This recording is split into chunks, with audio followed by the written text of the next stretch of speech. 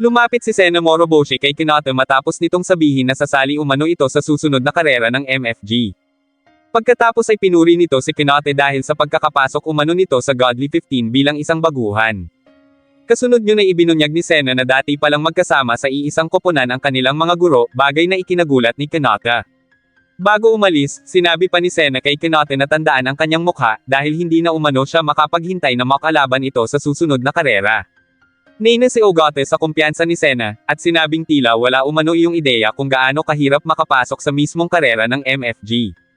Gayunpaman, hindi sumang-ayon si Hinata at sinabi nitong mahusay at mabilis iyong magmaneho kaya posibleng maging isa si Sena sa pinakamahihirap niyang makakalaban.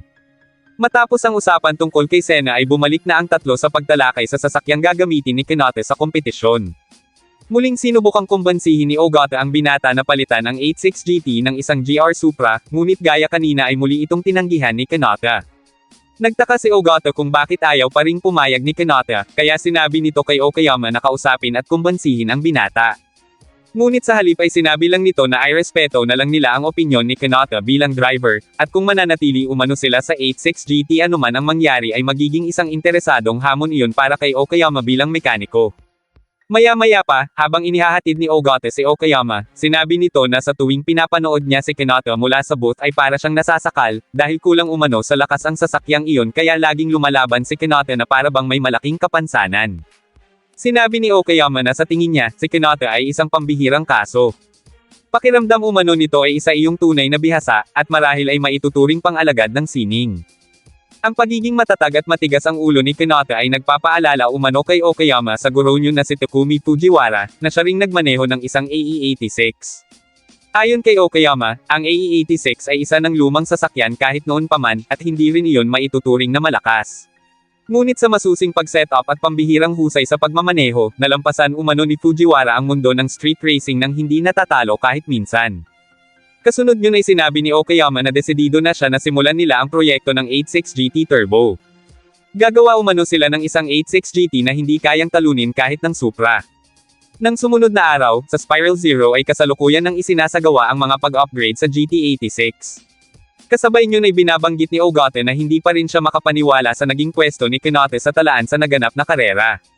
Gayunpaman, sinabi ni Okayama na mas mabuti pang kalimutan muna nila ang target na ika-5 pwesto at magsimulang muli, dahil sa Ashinoko ay ika-9 na umano si Hinata sa qualifying.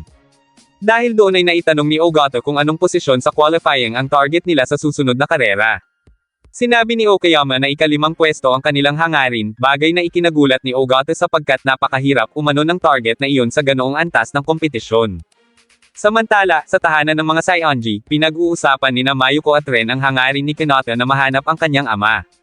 Tinanong ni Ren kung may ideya ba ang kanyang mga magulang kung saan ito matatagpuan, ngunit sinabi ni Mayuko na ilang ulit na silang nagsikap na makakuha ng impormasyon tungkol kay Ken, subalit hanggang ngayon ay wala pa rin silang natutuklasan.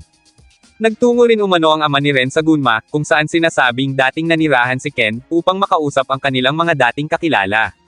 Wala man natuklas ang mahalagang impormasyon ang ama ni Ren, pero nakakuha naman daw yun ng isang palatandaan. Gayunpaman, hindi muna raw nila sasabihin kay Hinata ang anuman hanggat wala pa silang mas matibay na ebidensya. Natuwa si Ren nang malaman na tinutulungan pala ng kanyang mga magulang si Hinata sa paghahanap sa ama. Samantala, sa Shibukawa, dumating si Kenji sa Eneos Inejet na isang gasolinahang pinagtatrabahuhan nina Aitani at Atsuki. Ibinalita nito sa dalawa na si Sena Moroboshi, ang batang pag-asa ng Shibukawa at ang nakabasag na ng lahat ng record sa Akagi, Mayogi, at Akina, ay sa wakas sasali na sa MFG. Natuwa ang mga ito tungkol sa balita, hanggang sa unti-unting napunta ang usapan sa hirap ng buhay may asawa, na nararanasan nina Atsuki at Kenji, samantalang hindi naman iyon problema ni Aitani dahil nanatili itong binata sa paglipas ng mga taon. Sa tahanan naman ng mga Saionji, nababahala si Mr. Saionji na baka nakalimutan ni Ren ang hapunan ng kanilang pamilya na gaganapin sa araw na iyon.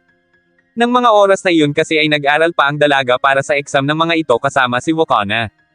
Pagkatapos sa library, habang naglalakad ay sinabi ni Wakana na kaya kung i-post sa social media ang larawan ng mga magulang ni Hinata upang makahingi ng tulong sa paghahanap, lalo na at marami umanong fans ang binata. Ngunit tumanggi si Ren sa ideyang iyon dahil sa palagay umano nito ay masyadong personal ang larawang iyon para kay Hinata. Kinahapunan, isinama na ni Hinata ang pamilya Saionji para maghapunan sa isang Italian restaurant. Doon ay uminom din sila ng wine hanggang sa nalasing si Mayuko at pabiro nitong tinawag si Hinata na kanyang lihim na anak sa harap ng waitress. Kasunod yun ay pinuri naman ni Hinata ang restaurant na iyon at ikinumpara sa mga Italian restaurant sa London. Pagkatapos ng hapunan, nagpasalamat ang mga Saionji sa libre ni Hinata, at sinabing itinuturing na nila itong parte ng pamilya kaya maaaring umano itong manatili sa kanilang bahay at humingi ng tulong anumang oras, lalo na at dahil sa edad na 19 na ay hindi pa ito itinuturing na ganap na nasa hustong gulang. Nagpasalamat din si Hinata sa mga ito, at pagkatapos ay sumakay na sila sa tren pauwi. Kinabukasan, ipinakita na nina Ogata at Okayama kay Hinata ang na-upgrade na 86 GT, at agad iyong sinubukang patakbuhin ng binata kasama si Ogata.